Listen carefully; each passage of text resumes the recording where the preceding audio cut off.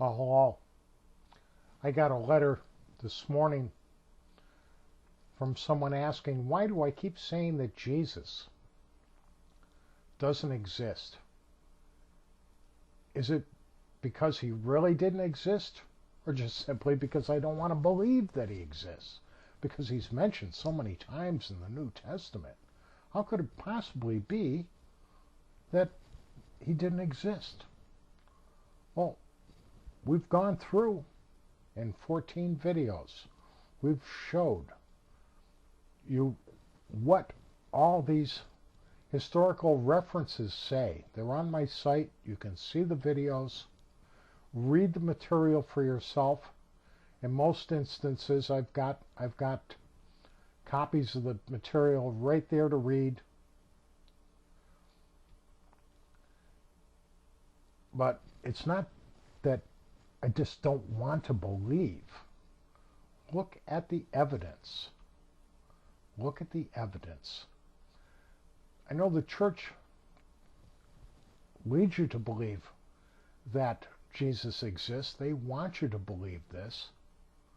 But there actually is no proof. And even within this, some of the proof that they offer, you can see that. Looking at, again, at Lucian, we went through this before, but in the death of PEREGRINE, this was written about 169 CE.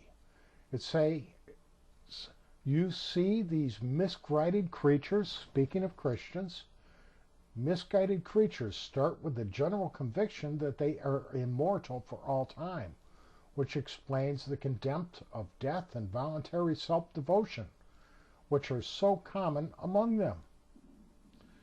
And then it was impressed on them by their original lawgiver that they are all brothers.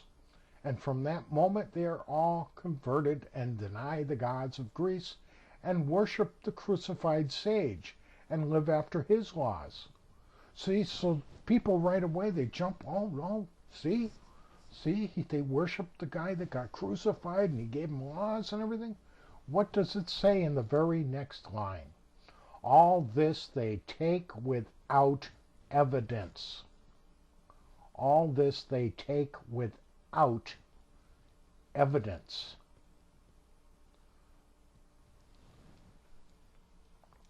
If I were a Bible-believing Christian, I would be ashamed to hold that paragraph up as proof for Jesus, because it says right there that I have no proof.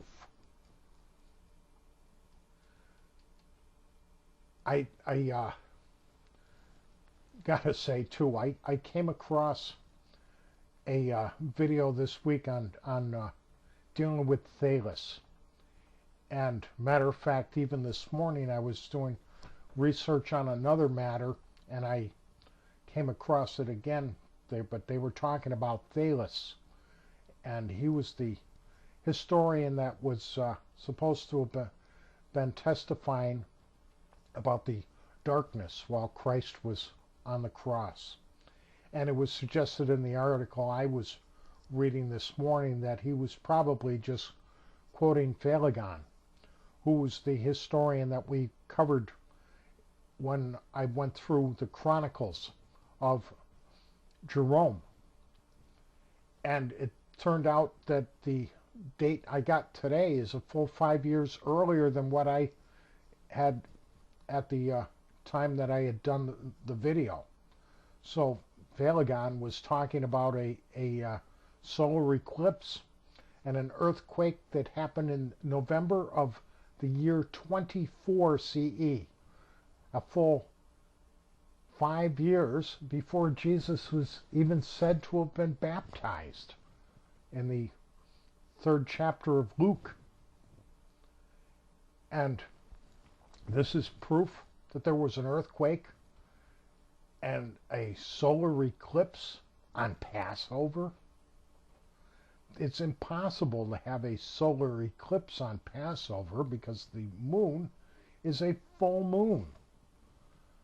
The sun and the moon are on opposite sides of the earth.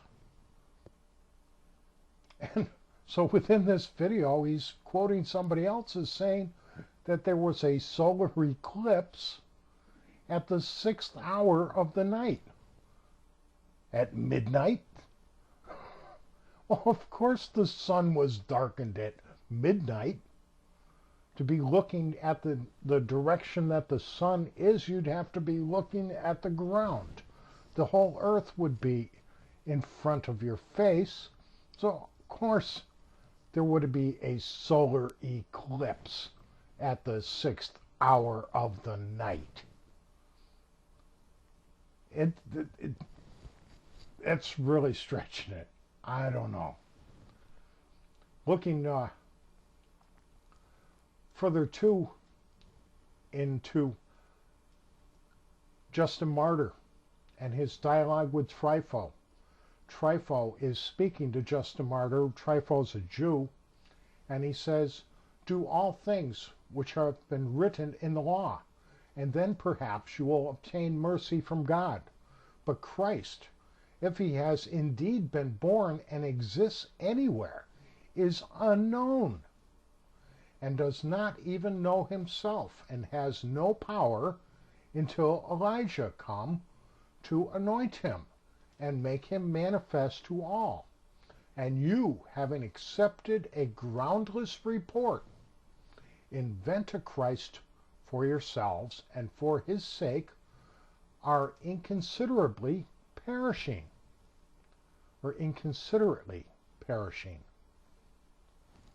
being persecuted for believing a groundless report, willingly being tossed to the lions, being crucified for a groundless report. This is exactly what Trypho is saying. This is the year approximately 165 CE that this is written.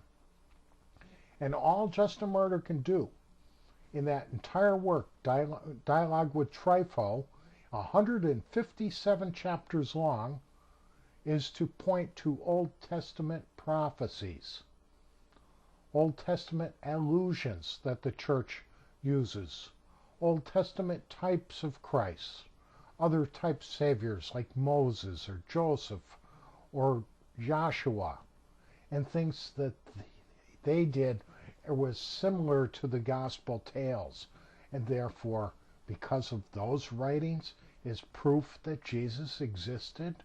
No.